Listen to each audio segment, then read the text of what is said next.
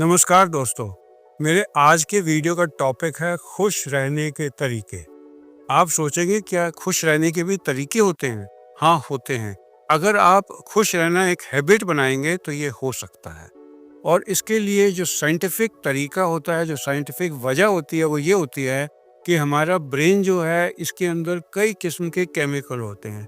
अगर उसका बैलेंस बिगड़ जाता है तो पर्सन में डिप्रेशन आ जाता है। अगर वो बैलेंस ठीक रहता है तो एनर्जी बढ़ जाती है। इनफैक्ट ये जो योगा है, जो योगिक क्रियाएं हैं, जो प्राणायाम वगैरह है, ये हमारे ब्रेन में इन केमिकल्स को ठीक करती है।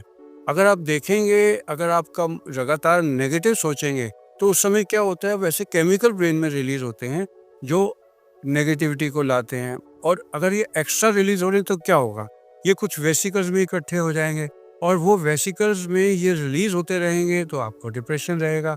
तो अगर आप नेगेटिव थॉट को अपने कॉन्शियसली ना आने दें तो उससे आप खुश रहेंगे।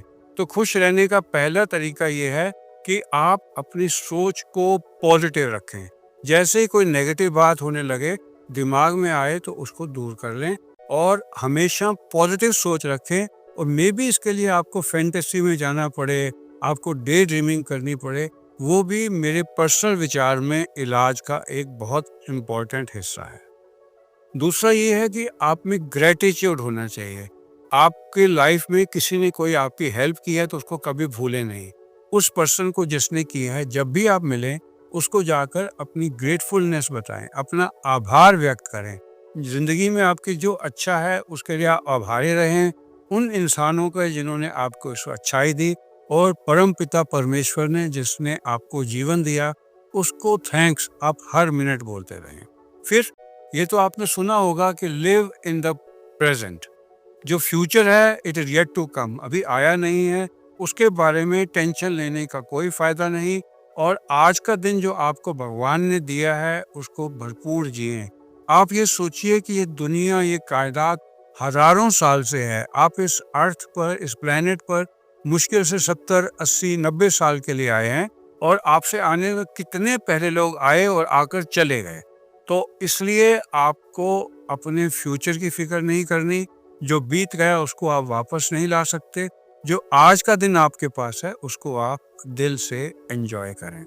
सबसे इम्पोर्टेंट उसमें यह है कि आप अपनी हेल्थ का ध्यान रखें। पैसा वैसा सब सेकेंडरी है, आपकी हेल्थ मोस्ट इम्पॉर्टेंट है। उसमें रेगुलर एक्सरसाइज ज़रूरी है, एक बैलेंस डाइट ज़रूरी है, और टाइमली नींद ज़रूरी है। अगर ये सब कुछ करेंगे तो ऑटोमेटिकली आपका स्ट्रेस कम होगा। इसका मतलब है कि आप अपना तनाव भी कम करें, योगा करें, मेडिटेशन करें और एक्सरसाइज करें। इससे माइंड रिलैक्स रहता है। अपना सेल्फ कॉन्फिडेंस बढ़ाएं, अपने आप में पॉजिटिव बातें कहें और सिर्फ उन लोगों के साथ मिलें जो आपके साथ पॉजिटिव बातें कर रहे हैं। सबसे इम्पोर्टेंट होता है आपकी कंपनी। आप उन लोगों से ना मिलें जो आपके पर्सनल बातें करके आपके जख्म को कुरेदें, या आपसे आपकी वो बातें पूछे जो उनको बताने में आप अनकंफर्टेबल फील कर रहे हैं।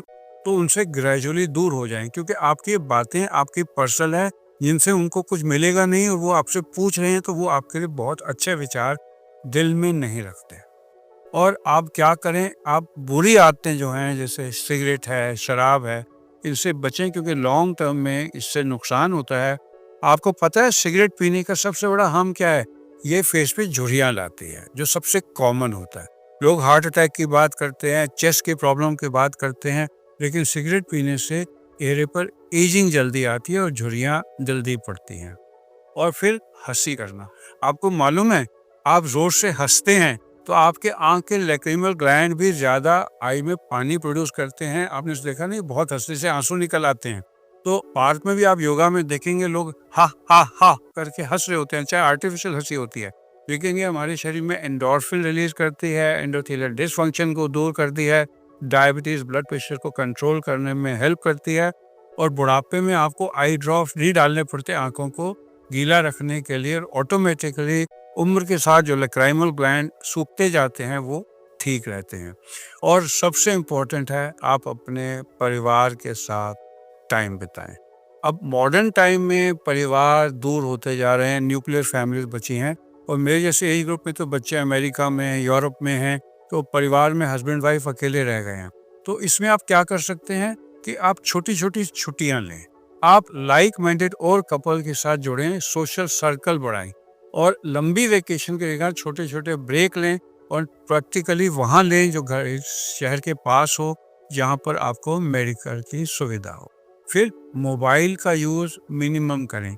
मोबाइल यूज़ करने से मानसिक सेहत पर असर पड़ता है और माइंड का जो बैलेंस है वो वैसा नहीं रहता। और मोबाइल का यूज़ जुडिशियस करें। अगर आप यूट्यूब पे वीडियो देखते हैं तो पॉजिटिविटी फैलाने वाले वीडियो देखें, जैसे मेरा ये वीडियो है। और अगर आपको इसमें कुछ लगा तो आप मेरे इस चैनल को सब्सक्राइब कर लीजिए, लाइक माइंडेड पीपल में शेयर कर दीजिए और ऐसे कमेंट्स ज़रूर डालिए। अगर आप मेरे लिए इतना तो कर सकते हैं, ये कमेंट डाल के बताइए कि आपको ये कैसा लगा, ताकि मैं आगे अपने में कुछ इम्प्रूवमेंट ला सकूं, क्योंकि मैं समाज में जो वक्त ने मुझे दिया है वही मैं आगे फैलाना चाहता हूं। आप सबका मेरे साथ जुड़ने के लिए धन्यवाद।